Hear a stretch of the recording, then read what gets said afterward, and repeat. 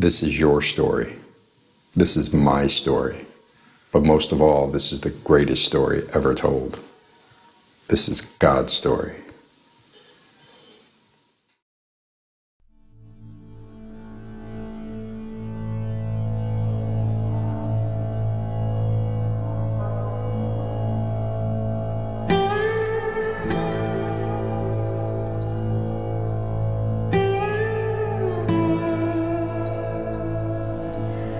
Joseph's master took him and put him in prison, the place where the king's prisoners were confined. But while Joseph was there in the prison, the Lord was with him. He showed him kindness and granted him favor in the eyes of the prison warden. So the warden put Joseph in charge of all those held in the prison, and he was made responsible for all that was done there. The warden paid no attention to anything under Joseph's care, because the Lord was with Joseph and gave him success in whatever he did.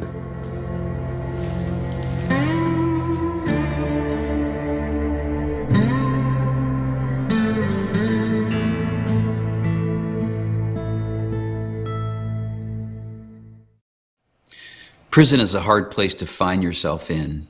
It's one thing if you did something wrong to get there. It's another thing altogether if you're there as a victim versus an actual criminal, particularly if your conviction was sponsored by the members of your own family.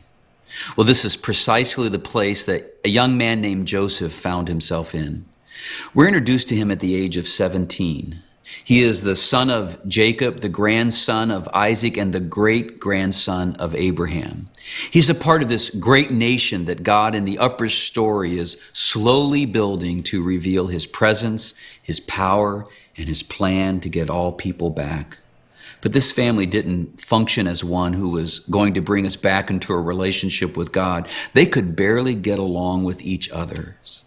Studies show us that firearms in the home are almost always either intentionally or accidentally used on family members versus perpetrators. The same is true for the weaponry of poor character. The handgun of lies and the shotgun of deception were used almost exclusively on every member of Joseph's family, particularly young Joseph.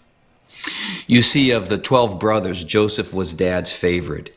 He even sported a coat of many colors that his dad gave him and left his brothers feeling cold-hearted towards him. And to make matters worse, Joseph had several dreams that he believed came from God, where at the end of the dream, all of his brothers were bowing down to him. In his innocence, he shared those dreams with his brothers. His brothers, in turn, declared their little brother their worst nightmare. One day, Daddy Jacob sent Joseph out in the field to fetch his brothers who were tending to the sheep. They roughed up Joseph and then threw him into a pit. And over lunch, they made the decision to sell their younger brother to a band of gypsies on their way to Egypt. Joseph must have been frightened out of his mind. Once in Egypt, he's sold as a slave to serve in the house of Potiphar, the captain of the guard for the mighty Pharaoh. Then there's this surprising sentence that just appears in the story. The Lord was with Joseph so that he prospered. Even though God allowed his brothers to abuse him, God is now prospering him. With God's help, Joseph quickly rises and is put in charge of Potiphar's entire house. But then another twist. Another bomb drops. We are told that Joseph was well-built and handsome, and that Potiphar's wife made repeated advancements on Joseph, but he does the right thing and he refuses her. Well, one day she tells her husband that Joseph made an advance on her and she resisted. And Joseph's put in prison. Up and down like a seesaw, but the next thing we know, he's back up again. While Joseph was there in prison, the Lord was with him. He showed him kindness and granted him favor in the eyes of the prison warden.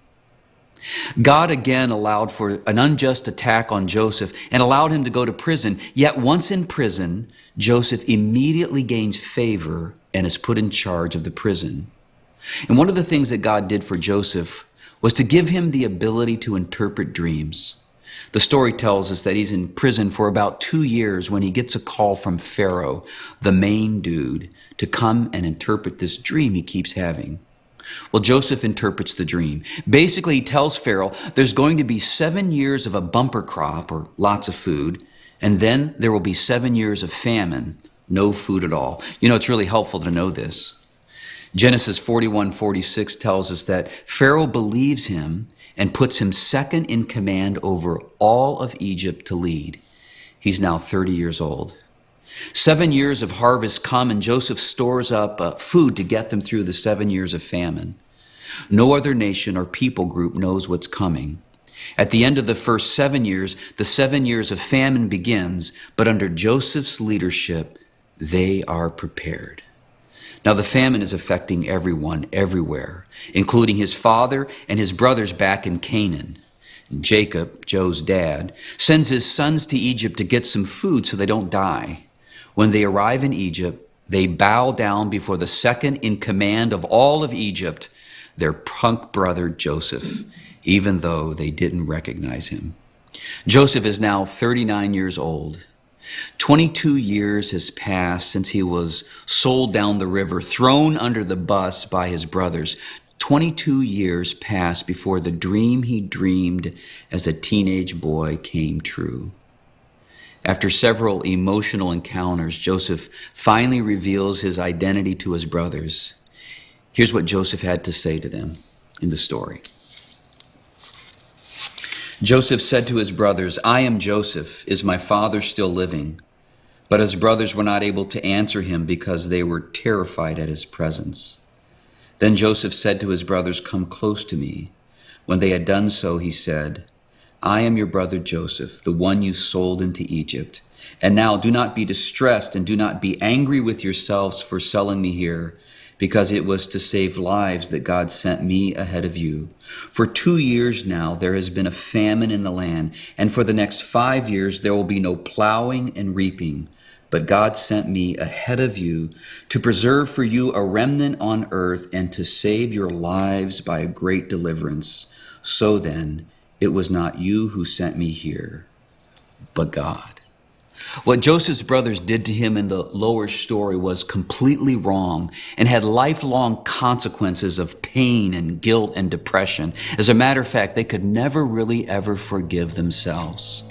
But God used their sin-filled jealousy to accomplish his overall purpose, his upper story plan, which requires Israel to survive the famine. You see, somewhere in this journey, Joseph captured this, and very few people ever do. This is what enabled Joseph to process all the junk of his brothers and forgive them. Joseph was able to forgive his brothers for what they did to him in the lower story because he captured God's upper story plan. And that's huge.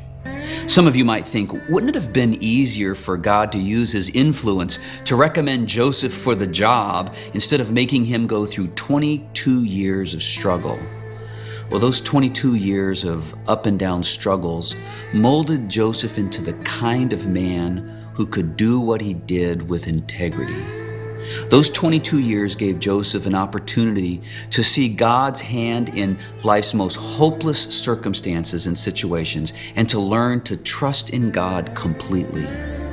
Joseph, out of his position of power, moves his entire family to Egypt and gives them the fertile land of Goshen. The story tells us that when his dad was getting close to Egypt, Joseph went out in his chariot to meet him. Here's what the story says. As soon as Joseph appeared before him, he threw his arms around his father and wept for a long time. Joseph went on to be 110 years old.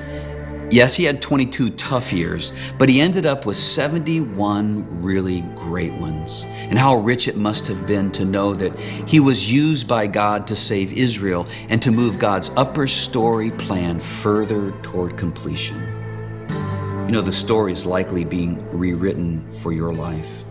Romans 8:28 tells us, and we know that all things God works for the good of those who love him, who have been called according to his purpose.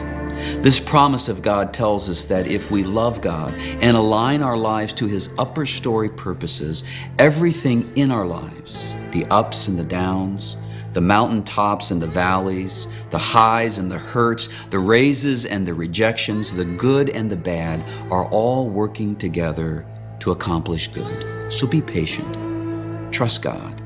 Let Him mold you during the difficult seasons to equip you for the assignment ahead. You may be in a prison cell right now, either real or figuratively speaking, but if you align your life to God, your story isn't finished yet.